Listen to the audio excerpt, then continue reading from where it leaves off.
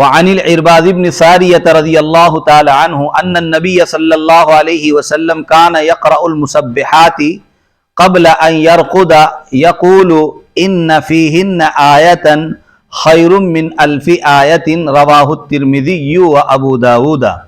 حضرت عرباض بن ساریہ رضی اللہ تعالی عنہ سے مروی ہے کہ بے شک اللہ کے نبی صلی اللہ علیہ وسلم مسبحات پڑھا کرتے تھے سونے سے پہلے، اور کہتے تھے کہ ان صورتوں میں یا ان آیتوں میں ایک آیت ایسی ہے جو 1000 آیتوں سے بہتر ہے۔ اس کو امام ترمذی نے اور ابو داؤد نے روایت کیا ہے۔ مسبحات ان صورتوں کو کہتے ہیں جن صورتوں کا آغاز سبحہ سے یا یسبحو سے ملتا ہے یا ہوتا ہے۔ تقریباً وہ 5 صورتیں ہیں۔ کتنی ہیں؟ 5 صورتیں ہیں، جس میں سورۃ الحشر ہے، اور اسی طرح سورہ صف ہے، سورہ صف کہہ رہا ہوں، ہاں سورہ صف ہے، اور سورہ حدید ہے، اور سورۃ الجمعہ ہے، اور سورہ تغابن ہے۔ بعض میں اللہ رب العزت نے سبحہ ماضی کا صیغہ استعمال کیا ہے، اور بعض میں 2 صورتوں کے اندر سورۃ الجمعہ میں اور سورۃ التغابن میں اللہ تعالیٰ نے مضارع کا صیغہ استعمال فرمایا ہے۔ ایسا اللہ تعالیٰ نے کیوں کیا کہ بعض صورتوں میں ماضی کا صیغہ استعمال ہوا ہے اور بعض صورتوں میں مضارع کا صیغہ استعمال ہوا ہے؟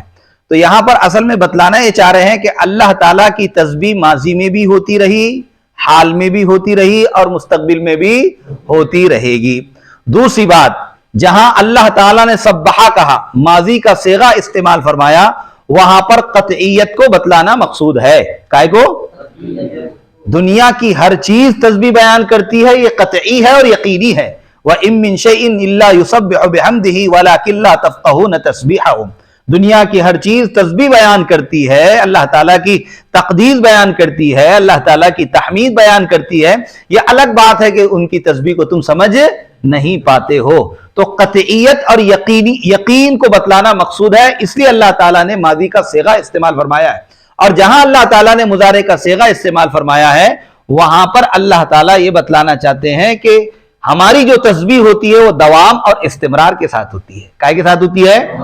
دوام اور استمرار۔ جیسے یسبحو کے اندر دوام اور استمرار ہے، اور ماضی کے اندر کیا ہے؟ قطعیت ہے۔ جیسے آپ نکاح میں کہتے کیا کہتے؟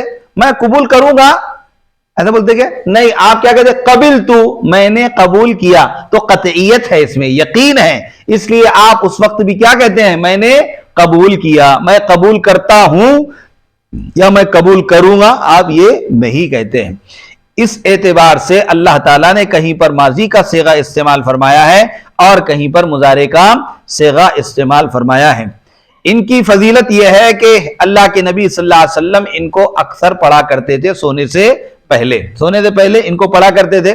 اور اللہ کے نبی صلی اللہ علیہ وسلم نے یہ بھی ارشاد فرمایا، ترمذی وغیرہ کی روایت ہے، بروایت مسند احمد اور بروایت ابن ابی حاتم، ان روایات سے اس کو، ان راویوں سے اور ان روایات سے اور کتابوں کے اندر اس کو نقل فرمایا گیا ہے۔ اللہ کے نبی صلی اللہ علیہ وسلم نے کہا کہ جو مسبحات پڑھتا ہے، اللہ تعالیٰ 70,000 فرشتوں کو اس کے مدد میں لگا دیتے ہیں، اس کے تحفظ میں لگا دیتے ہیں، اور خود اللہ کے نبی صلی اللہ علیہ وسلم سونے سے پہلے پڑھا کرتے ہیں۔